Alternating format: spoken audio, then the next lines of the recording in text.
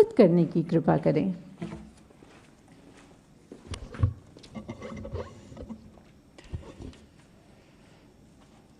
Basic शिक्षा परिषद के 69,000 शिक्षकों की भर्ती प्रक्रिया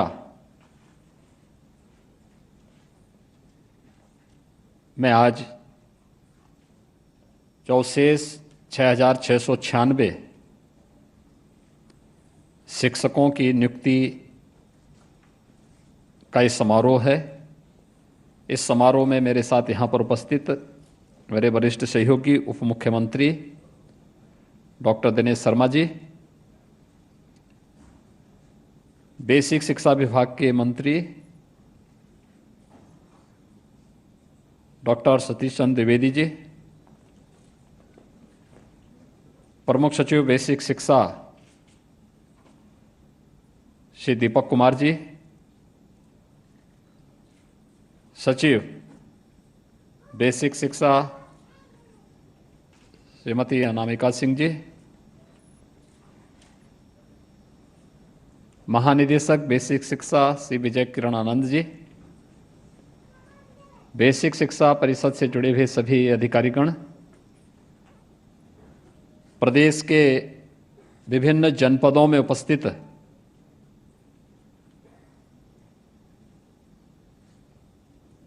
मेरे सहयोगी मंत्रीगण, माननीय सांसद और विधायकगण,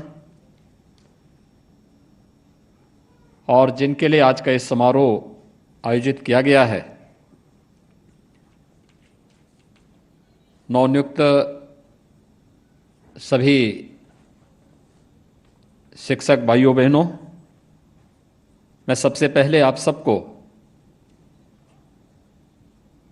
एक पारदर्शी शिक्षक भर्ती की इस प्रक्रिया के पूरे होने और नियुक्ति पत्र वितरण के आज के इस कार्यक्रम के अवसर पर हृदय से बधाई देता हूं।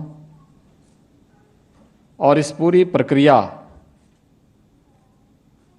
को पूरी पारदर्शी तरीके से संपन्न करने के लिए योगदान देने के लिए, इस पूरी भर्ती प्रक्रिया को संपन्न करने के लिए विभाग को भी हृदय से धन्यवाद देता हूं। हम सब जानते हैं कि उत्तर प्रदेश के अंदर बेसिक शिक्षा परिषद की स्थिति कितनी दयनीय थी।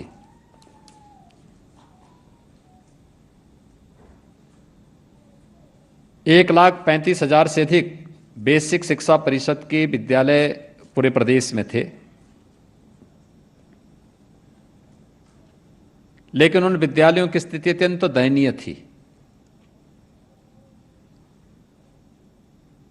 भवन जर्जर थे, भवन हैं तो शिक्षक नहीं हैं, शिक्षक हैं तो छात्र नहीं हैं, छात्र हैं तो वहां पर बुनियादी सुविधाएं नहीं हैं, और अगर छात्र हैं भी तो उनके पास न यूनिफॉर्म होती थी, नंगे पैर गांव के बच्चों को स्कूल जाना पड़ता था। पूरा विभाग ट्रांसफर, पोस्टिंग और इसके माध्यम से वे तमाम प्रकार की गतिविधियां वहां संचालित होने लग गई थी, जो शिक्षा के लिए सबसे बड़े कलंक थे।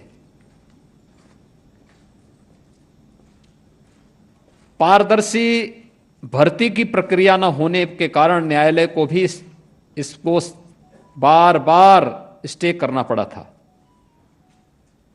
और भर्ती निकलती थी तो प्रदेश के कुछ गैंग ऐसे थे जो वसूली के लिए भी निकल पड़ते थे। कुछ खानदान और कुछ परिवार ऐसे थे जिनकी आजीविका का जरिया हो गया था। उसका प्रभाव प्रदेश के युवाओं पर तो पड़ता ही था, लेकिन उसके दुष्परिणाम से पूरे प्रदेश को उसके दुष्परिणाम को झेलना पड़ा था। आज मुझे बताते हुए प्रसन्नता है जब हमारी सरकार अपने कार्यकाल के 52 महीने यानी 4 वर्ष 4 महीने का कार्यकाल अपना पूरा कर चुकी है। तो 4 वर्ष 4 महीने के इस पूरे कार्यकाल के दौरान हमारी सरकार ने प्रदेश के अंदर 4.25 लाख से अधिक युवाओं को सरकारी नौकरी उत्तर प्रदेश के अंदर दी, और एक भी नौकरी पर कोई संदेह नहीं कर सकता। भर्ती की प्रक्रिया पूरी पारदर्शी तरीके के साथ, पूरी ईमानदारी के साथ, पूरी शुचितापूर्ण तरीके के साथ संपन्न हुई है।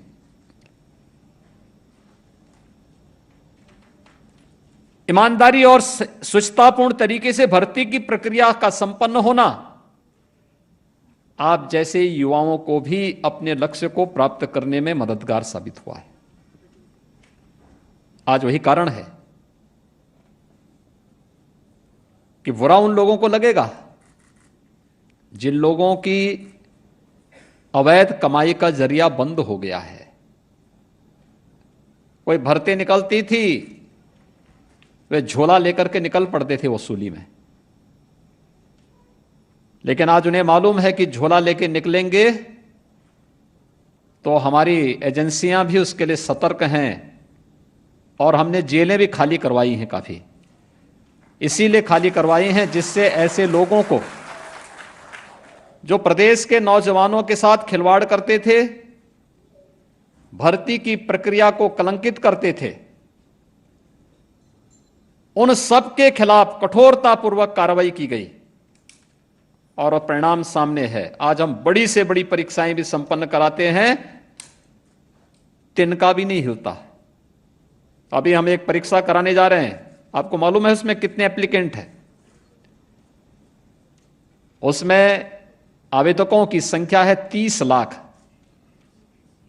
देश की सबसे बड़ी परीक्षा होने जा रही है, और आप देखेंगे कहीं तिनका नहीं हिलेगा, पूरे ईमानदारी के साथ। और पहले से इस बारे में कह रखा है हमने, इसीलिए टीईटी को भी यह व्यवस्था बनाई है कि अब 5 साल के लिए नहीं बल्कि आजीवन होगा। जो एक बार टीईटी पास करेगा तो उसकी मान्यता आजीवन रहेगी। सरकारी व्यवस्था में, निजी क्षेत्र में, या स्वयं के अपने संस्थान को संचालित करने के लिए उसकी योग्यता पर हम प्रश्न क्यों खड़ा करेंगे? और ये प्रक्रिया निरंतर आगे बढ़ रही है। लेकिन जिनको ये पारदर्शी व्यवस्था अच्छी नहीं लग रही है,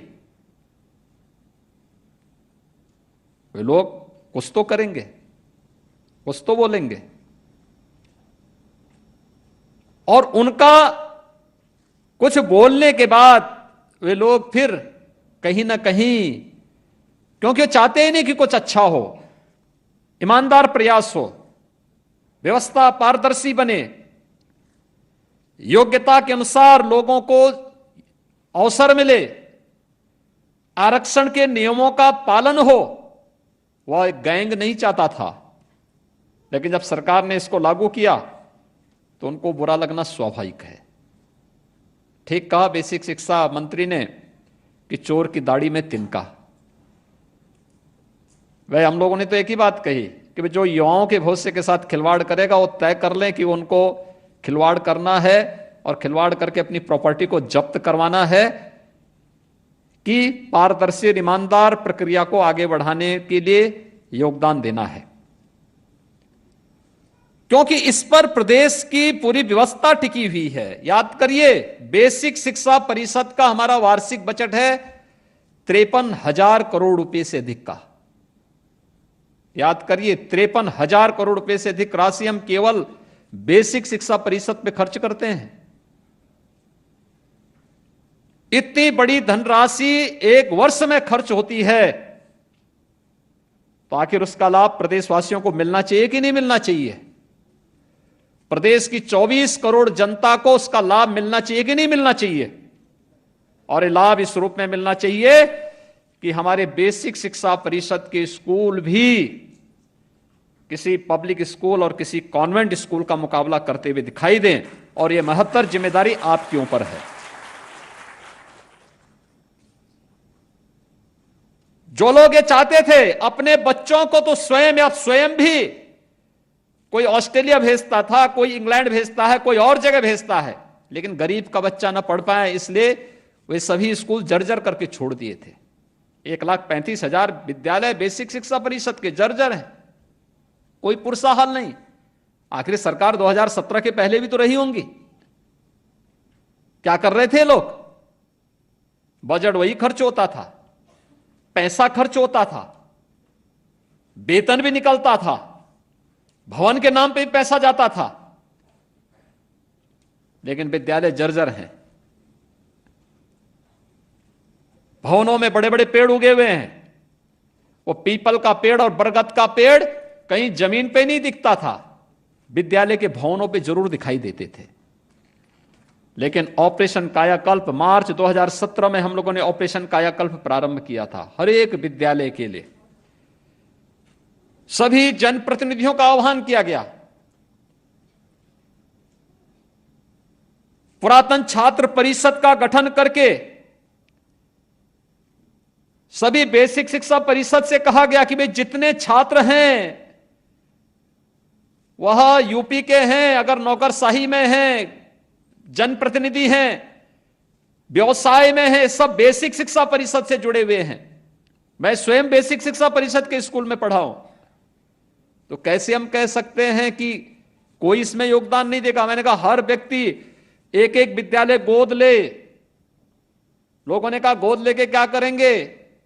तब भी विपक्ष ने उंगली उठाई थी कि गोद लेके क्या करेंगे, क्या विद्यालय गोद लिए जाते हैं क्या? मैंने कहा विद्यालय गोद लिए जाते हैं, कैसे ले जाते हैं थोड़ा देखना। तब भी उन्होंने हमारी कार्यपद्धति में प्रश्न किया था। लेकिन आज जब 1,20,000 से अधिक विद्यालयों को ऑपरेशन कायाकल्प के माध्यम से उनका सुंदरीकरण करके उन्हें स्कूल दिखने लायक स्कूल बना दिया गया, उनकी आंखें अब उसको देख करके भी घबरा रही हैं कि अगर गरीब का बच्चा पढ़ लेगा तो फिर क्या होगा। उनको परेशानी इस बात की है कि उन बच्चों की यूनिफॉर्म, आज सरकार उनको 2-2 यूनिफॉर्म देती है, बैग देता है, बुक्स देती है, जूते मोजे उन बच्चों को उपलब्ध कराए जाते हैं। अब गरीब का बच्चा भी अच्छा जूता मोजा पहनेगा, स्कूल जाएगा, स्वेटर दिया जाएगा, जाड़ों में ठिठुरेगा नहीं। उन गरीबों को जाति के आधार पर, क्षेत्र के आधार पर, तमाम अन्य वाद के आधार पर बांटने वाले लोग इन सब चीजों से ज्यादा उनको परेशानी है कि अगर ये सब लोग आगे बढ़ जाएंगे तो फिर इनकी पूरी राजनीति समाप्त हो जाएगी। ये वंशवाद और जातिवाद की राजनीति समाप्त हो गई तो फिर इन बेईमान और भ्रष्ट लोगों को कोई पूछेगा नहीं। और इसलिए उनकी परेशानी तो इस बात को लेकर के थी कि आखिर ये सब क्यों हो रहा है, और उसको लेकर के उनकी परेशानी हर व्यक्ति समझ सकता है। लेकिन सरकार ने भी संकल्प लिया था, हम करेंगे, आमूलचूल परिवर्तन करेंगे। आमूलचूल परिवर्तन करके दिखाया गया। अकेले बेसिक शिक्षा परिषद में आज की जो भर्ती की प्रक्रिया, 69,000 शिक्षकों की भर्ती की प्रक्रिया पूरी हो रही है, जिसमें 6,696 को नियुक्ति पत्र आज दिया जा रहा है। इससे पहले सभी लोगों को नियुक्ति पत्र दिया जा चुका है। सत्यापन के साथ उनके वेतन वितरण की कार्रवाई भी उसके साथ प्रारंभ हो जाएगी। और मैं चाहूंगा कि आप जितने भी लोग हैं, सभी लोग समयबद्ध ढंग से अपने सत्यापन की कार्रवाई को भी पूरा करें। मानव संपदा पोर्टल के माध्यम से ऑनलाइन पूरी प्रक्रिया को आगे बढ़ा दीजिए। बेसिक शिक्षा परिषद ने तकनीक का उपयोग करते हुए काफी इधर सुधार किया है। उस सुधार के साथ आप सब जुड़ जाएंगे तो मुझे लगता है बेसिक शिक्षा परिषद देश का सबसे बड़ा बेसिक शिक्षा का परिषद तो होगा ही, लेकिन सबसे अधिक छात्र संख्या की दृष्टि से भी सबसे बड़ा परिषद के रूप में यह आगे बढ़ सकता है। और इस पर आप सबको कार्य करने की आवश्यकता है। हम लोग जब 2017 में आए थे, तमाम समस्याएं थी, चुनौतियां भी थी, लेकिन इस सब के बावजूद हम लोगों ने परिवर्तन और विकास की प्रक्रिया को थमने नहीं दिया था, कतई नहीं थमने दिया था। और प्रक्रिया निरंतर चलती रही। उस प्रक्रिया को निरंतर आगे बढ़ाया जा रहा है। और मैं फिर आप सबसे कहूंगा, आप में से 69,000 शिक्षक इस समय हम लोगों ने नियुक्त किए हैं। 54,000 से अधिक शिक्षक इससे पहले की प्रक्रिया में सब नियुक्त हुए हैं।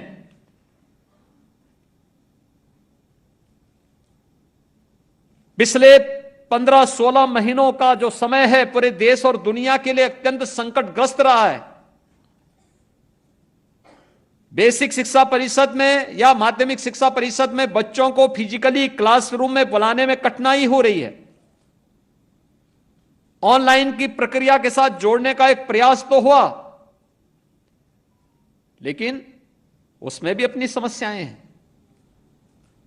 हम सबको इन्हीं के बीच से कोई रास्ता निकालना होगा।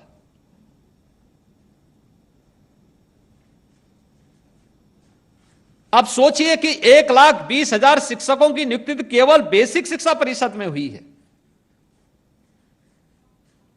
माध्यमिक शिक्षा परिषद की अलग है, उच्च शिक्षा की अलग है, तकनीकी शिक्षा की अलग है, मेडिकल शिक्षा की अलग है।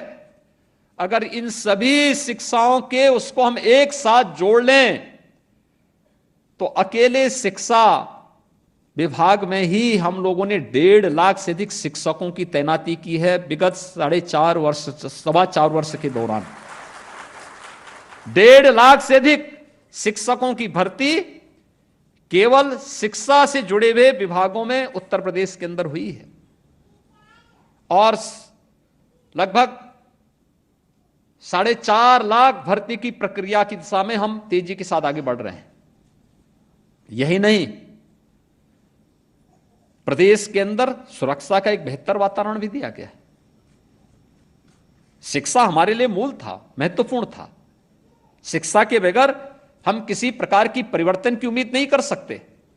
लोगों के जीवन में उनकी आशा और उनकी अपेक्षाओं को पूरा करने की कोई उम्मीद नहीं की जा सकती। लेकिन इस सब के बावजूद प्रदेश के अंदर कानून का राज हो।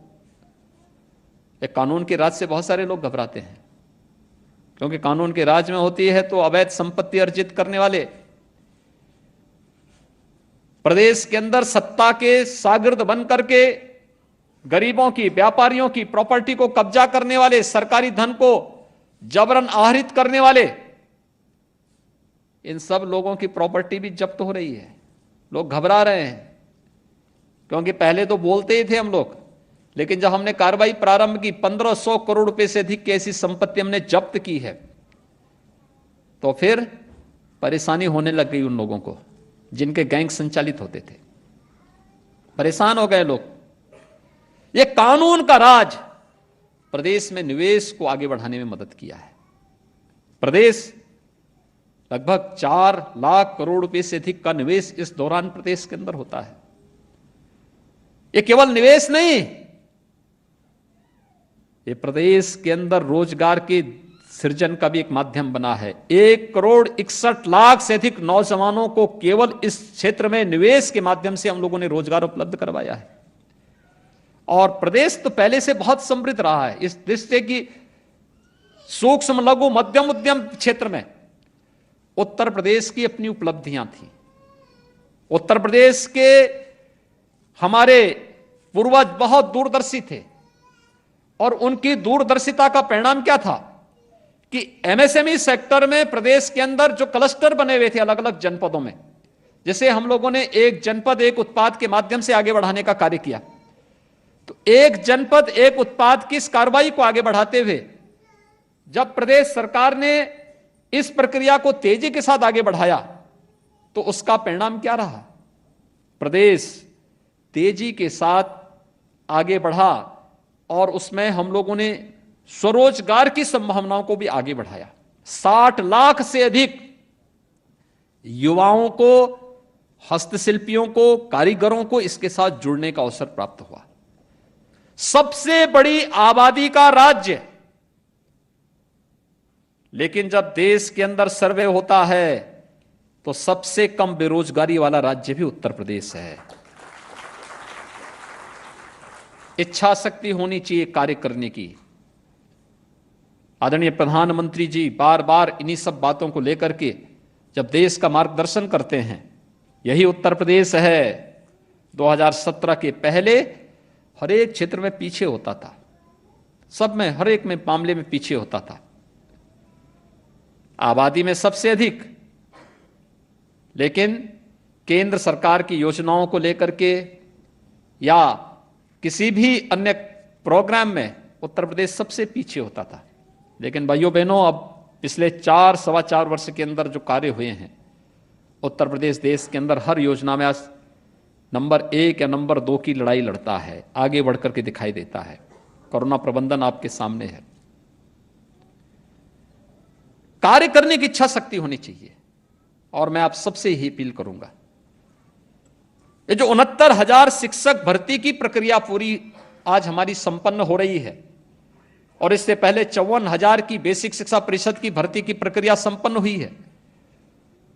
आप सबके बेसिक शिक्षा परिषद के स्कूलों में जाने के बाद हमारे पास छात्र शिक्षक का जो अनुपात है, इसको और बेहतर करने में मदद मिलेगी। आप में से बहुत सारे शिक्षकों को आकांक्षात्मक जनपदों में जाने का अवसर प्राप्त होगा। याद रखना, शुरुआती समय में सिफारिशें मत करवाइएगा अभी, और सर्विस काल में सिफारिश करा करके आप पहले ही चरण में अपने होनहार भविष्य को आगे बढ़ाने के लिए स्वयं बाधक मत बनना, क्योंकि आपका एक एक क्षण, एक एक वर्ष आपके लिए नए अनुभव देखने का एक अवसर प्राप्त होगा। जीवन में महानता अर्जित करने के लिए आवश्यक नहीं कि व्यक्ति कोई बड़ा उसमें जाए, ओहदे पे जाए तो ही महानता प्राप्त कर पाएगा। याद रखना, महानता प्राप्त करने के लिए व्यक्ति जब उन लोगों के पास जाएगा जो वास्तव में नीडी है और वहां पर कार्य करेगा, तो वहां पर आपके द्वारा किए जाने वाले प्रयास की वैल्यू होगी। लोग उसका मूल्यांकन करेंगे और न केवल वहां का स्थानीय समाज मूल्यांकन करेगा, बल्कि देश भी, दुनिया भी मूल्यांकन करेगी, सरकारें मूल्यांकन करेंगी और फिर वह आपकी महानता का रास्ता भी खोलेगा। 8 आकांक्षात्मक जनपदों में पिछले 3 वर्ष के दौरान विभिन्न पैरामीटर में उत्तर प्रदेश ने अच्छे लक्ष्य हासिल किए हैं। उसमें शिक्षा भी एक है, और शिक्षा के क्षेत्र में क्या क्या कार्य होने हैं, एक शिक्षक से बेहतर कोई नहीं जानता। एक शिक्षक के लिए प्रतिदिन जानने का भी अवसर होता है और जानकारी को दूसरे तक पहुंचाने का भी अवसर होता है। हमें से हर व्यक्ति एक छात्र भी है, और यह सौभाग्य केवल आपको प्राप्त हुआ है कि आप छात्र के साथ साथ एक शिक्षक के रूप में भी मान्यता प्राप्त कर रहे हैं, जो समाज को कुछ दे सकता है। इसलिए देने की यह सामर्थ्य ईश्वर ने आपको दी है, तो कम से कम उसका बेहतर उपयोग आप जरूर करिए। और उस दृष्टि से आप एक बहुत महत्वपूर्ण कार्य के साथ आगे बढ़ रहे हैं, और वह भी बेसिक शिक्षा परिषद में। ये न्यू है, समाज की न्यू जितनी मजबूत आप कर पाएंगे, जितनी मजबूत आप कर पाएंगे,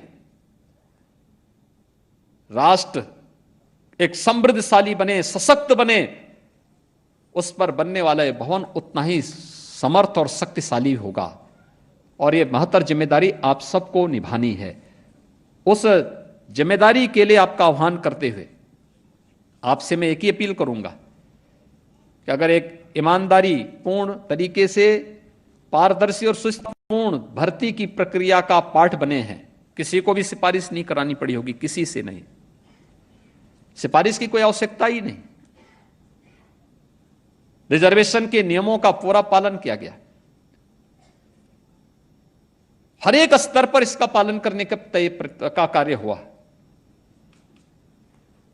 और योग्यता के अनुसार हर एक व्यक्ति को यह व्यवस्था के साथ जोड़ा जा रहा है।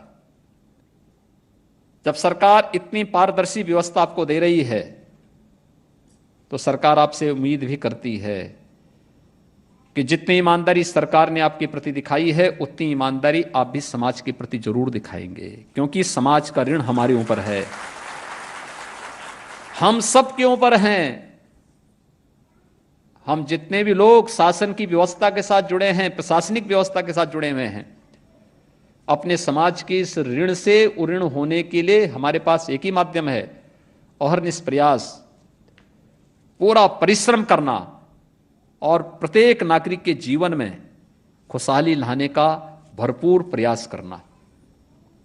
ये प्रयास अगर हम करते हैं तो उसके परिणाम भी आएंगे। 4.25 वर्ष के अंदर जो परिणाम आए हैं ये उसी की देन है। और आप सभी 6,696 शिक्षक आज, इससे पहले कि भर्ती की प्रक्रिया में 62,000 से अधिक शिक्षकों की भर्ती की प्रक्रिया जो इससे पहले संपन्न हुई है, उससे पहले 54,000 से अधिक शिक्षकों की भर्ती जो हुई है, ये सभी लोग मिलकर के प्रयास करेंगे। बेसिक शिक्षा परिषद अच्छी दिशा में कार्य करेगा।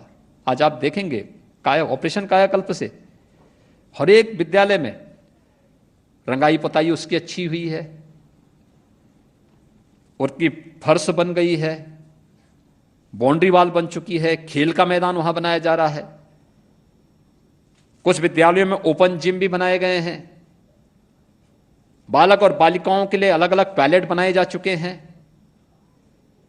पेयजल की व्यवस्था लगभग 85 से 90% विद्यालयों में पाइप पेयजल स्कीम लागू की जा चुकी है। यह सरकार ने प्रयास किया है। कुछ जगह स्मार्ट क्लासेस बनाए जा रहे हैं। अभी हम लोगों ने स्मार्ट क्लासेस के लिए व्यवस्था की है, CSR से, अन्य महानुभावों के सहयोग से, कुछ जगह पब्लिक ने सहयोग किया है, पुरातन छात्र परिषद ने सहयोग किया है।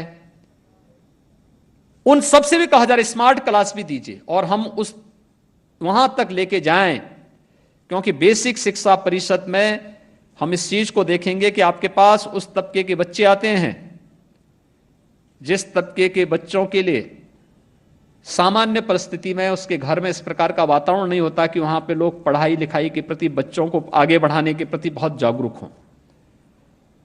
ये जिम्मेदारी आपकी है और मैं चाहूंगा कि हर एक शिक्षक कम से कम प्रयास तो करें कि जिस ग्राम पंचायत में होगा उस ग्राम पंचायत के एक एक घर के साथ जुड़े, व्यक्तिगत इंटरेक्शन रखें। आपके पास गांव का पूरा डाटा होना चाहिए, गांव की कुल घर कितने हैं, कुल आबादी कितनी है, कितने सरकारी सेवा में हैं, कितने निजी क्षेत्र में काम करते हैं, कितने किसान हैं, कितने श्रमिक हैं, किस किस तबके के लोग हैं। स्किल मैपिंग इसको आप कह सकते हैं, इसको आप प्रत्येक गांव का अपने पास डाटा बना करके रख सकते हैं। फिर उन गांव के लोगों में बच्चों की उम्र के हिसाब से आप अपना डाटा एक तैयार कर सकते हैं। कितने ऐसे बच्चे हैं जिनको आंगनबाड़ी में जाना है, कितने ऐसे बच्चे हैं जिनको बेसिक शिक्षा परिषद के स्कूल में आना चाहिए था, नहीं आए हैं, कितने ऐसे बच्चे हैं जो बेसिक शिक्षा स्कूल के बाद उनको आगे जूनियर हाई स्कूल के लिए या आगे की पढ़ाई के लिए अन्य स्कूलों में इनका एडमिशन होना था, नहीं हो पाया, क्यों नहीं हो पाया, ये सब डाटा तैयार करना है।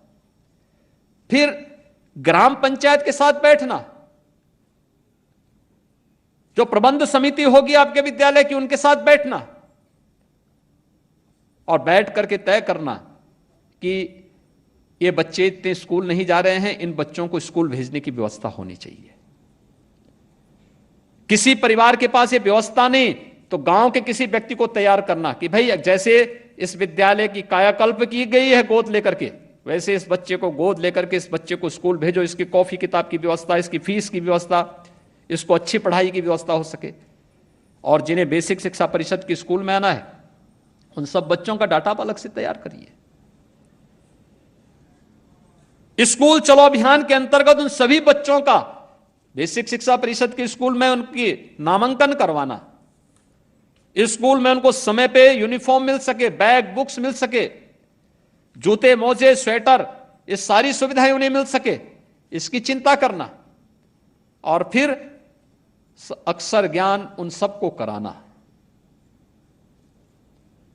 कोरोना महामारी के दौरान जो चुनौती हमारे सामने है, हम बच्चों को स्कूल नहीं बुला पा रहे हैं क्योंकि थर्ड वेव की आशंका को ध्यान में रखते हुए लोग भयभीत हैं। लगातार इसके प्रति आशंकाएं व्यक्त की जा रही हैं। हमें सतर्क रहना होगा और सतर्क रहते हुए हमें इस बात को ध्यान में रखना होगा, क्या हम कोई दूसरी कोई व्यवस्था कर सकते हैं, कोई वैकल्पिक व्यवस्था इसमें दे सकते हैं। वैकल्पिक व्यवस्था क्या हो सकती है? क्या आप कोई इस प्रकार का मैकेनिज्म तैयार कर सकते हैं कि गांव में ही छोटे छोटे समूह में बच्चों को जाकर के कुछ पठन पाठन का कार्यक्रम वहां पे आगे बढ़ा सके, 5, 7, 10 बच्चों को बिठा करके? क्या कोई अन्य व्यवस्था हो सकती है कि कुछ बच्चे भी स्कूल में आए, बाकी बच्चों को घर में या अलग अलग जगहों पर छोटे छोटे समूह के साथ बिठा करके उनको हम पढ़ाने की कोई एक व्यवस्था, कोई एक सिस्टम कहीं पे क्रिएट कर सके? मैं बेसिक शिक्षा परिषद से कहूंगा कि इस पर थोड़ा ध्यान देने की आवश्यकता है, क्योंकि कोरोना कब तक है कुछ नहीं कहा जा सकता, लेकिन इसमें हमें बच्चों के जीवन को भी बचाना है, हर एक नागरिक को भी सुरक्षित रखना है, लेकिन साथ साथ जो हमारी शिक्षा की प्रक्रिया है इस प्रक्रिया को भी बाधित नहीं होने देना है। अन्यथा आने वाली पीढ़ी हमें कभी माफ नहीं करेगी कि हम वेतन लेते रहे और बदले में हमने समाज को कुछ दिया नहीं है। हम सुविधाएं लेते रहे, क्योंकि सुविधा न मेरे घर का है न किसी और के घर का है, ये जनता के द्वारा जो टैक्स हमें प्राप्त होता है उससे ये सुविधा हम लोग समाज को बांट पाते हैं। और इसलिए समाज के इस ऋण से उऋण होने के लिए आवश्यक है कि हम समाज को बदले में अपनी मेहनत से, अपने परिश्रम से, इनोवेशन से कुछ नया दे सकें, कुछ अच्छा करके दे सकें। उसके लिए कुछ वैकल्पिक व्यवस्था भी दे, अगर महामारी है उसका भी विकल्प निकलेगा, उसमें भी रास्ता निकाला गया। ऑनलाइन शिक्षा की पद्धति को कुछ जगहों पर अच्छे ढंग से लागू भी किया गया, लेकिन बेसिक शिक्षा परिषद के सामने समस्या क्या है? बहुत सारे बच्चे ऐसे हैं जिनके पास स्मार्टफोन नहीं, जिनके पास टैबलेट नहीं, जिनके पास इस प्रकार की सुविधा नहीं। टेलीविजन के माध्यम से जब उस बच्चे के हाथ को पकड़ करके हम अक्षर ज्ञान करवाते हैं, उस समय हम उससे कहेंगे ऑनलाइन आप पढ़िए, मुझे लगता है थोड़ा अटपटा सा लगता है। जब अक्षर ज्ञान उसको करवाना हो वो चैलेंज और ज्यादा बढ़ जाता है। कैसे होगा? इन सभी चीजों पर ध्यान देने की आवश्यकता, विचार किए जाने की आवश्यकता है। आज के इस अवसर पर 6,600 से अधिक ये भर्ती की प्रक्रिया पूरी होने के साथ ही 69,000 शिक्षकों की भर्ती की प्रक्रिया का भी आज इस कार्यक्रम संपन्न हुआ है। मैं इस अवसर पर आप सबको बधाई देता हूं, अपनी शुभकामनाएं देता हूं और विश्वास व्यक्त करता हूं कि पूरी प्रतिबद्धता के साथ, पूरी ईमानदारी के साथ, पूरी शुचिता और पारदर्शिता के साथ बेसिक शिक्षा परिषद की इस कार्य पद्धति को आप सभी नई ऊंचाइयों तक पहुंचाने में अपना योगदान देंगे। जो पिछले कुछ समय के दौरान बेसिक शिक्षा परिषद में सुधार हुए हैं, इस सुधार की प्रक्रिया को निरंतरता के साथ आगे बढ़ाने का कार्य करेंगे। आप सबके प्रति मेरी शुभकामनाएं। धन्यवाद। जय हिंद।